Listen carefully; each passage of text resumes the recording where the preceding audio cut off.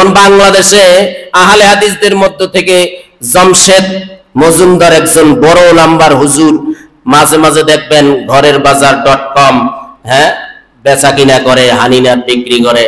হেতে চেতাচেতি শুরু করে দিছে যে তুমি মুসলমান হইয়া তুমি নামাজ পড়ো না, আর তুমি ফিলিস্তিনের পক্ষ হইয়া ইসরায়েলের বিরোধিতা করো, তোমার এই বিরোধিতার কোনো লাভ নাই। চিন্তা করেন, এক সন্তান, তার বাবা মারা গেছে, কিন্তু সন্তান নামাজ পড়ে না। এখন বাবা মারা যাওয়ার কারণে সন্তান কান্না করতেছে। হুজুর যাইয়া কয় তুমি নামাজ পড়ো না, তোমরা বাবার জন্য কান্না করে কোনো লাভ নাই। কথা ঠিক না? ঠিক। তার এই কথা আর এই ঘটনা আমি যে বললাম, উদাহরণ দিলাম, এক না ভিন্ন। তাহলে আজকের সে এর গত 2-1 বছর আগেও এই গাজা এবং মুসলমানদের পক্ষে যখন মুসলমানরা মিছিল মিটিং শুরু করে দিয়েছে, তখন সেও ইসরায়েলের পক্ষে হইয়া মুসলমানদের বিরুদ্ধে স্লোগান দিছে।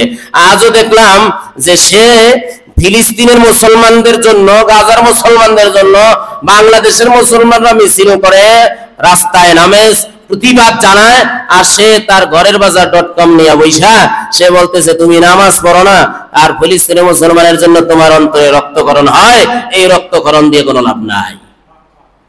এই যে ইসরায়েলের টাকা খাইয়া মুসলমানদের ঈমান বিক্রি করতেছে, ঈমান নষ্ট করতেছে, এতে আর কোনো সন্দেহ নাই। কথা ঠিক না? ঠিক। আমরা তো মনে করতেছি আহলে হাদিসের বড় নাম্বার হুজুর, কিন্তু আসলে যে ইহুদি এবং খ্রিস্টানদের দালাল হয়ে বসে আছে, এটা খবর আমাদের নাই।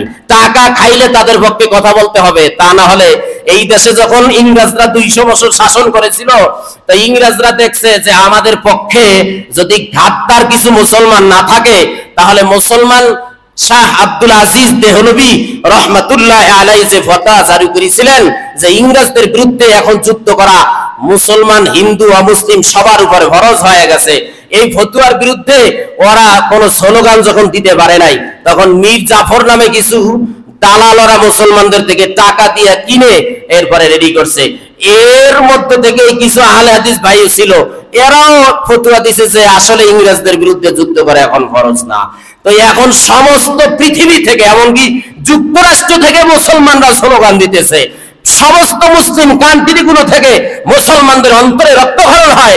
এই সময় বাংলাদেশে বৈশা টুপি আর দাড়ি লাগাইয়া সে যদি বলে যে তুমি নামাজ না পড়লে ফিলিস্তিনের মুসলমানদের ব্যাপারে তোমার যদি রক্তক্ষরণ হয়, তাহলে এই রক্তক্ষরণ করা কোনো লাভ নাই।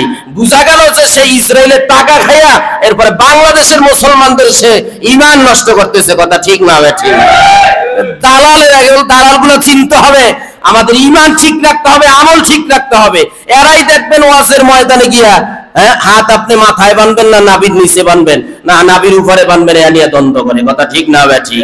এরপরে আপনি কেমনে নামাজে দাঁড়াইবেন এগুলা নিয়ে দ্বন্দ্ব করে, মুস্তাহাব নিয়ে দ্বন্দ্ব করে। এই দ্বন্দ্ব করে করে মুসলমানদের মাঝে আজকের ডিভাইডেড তৈরি করেছে এরা। কথা ঠিক না? ঠিক।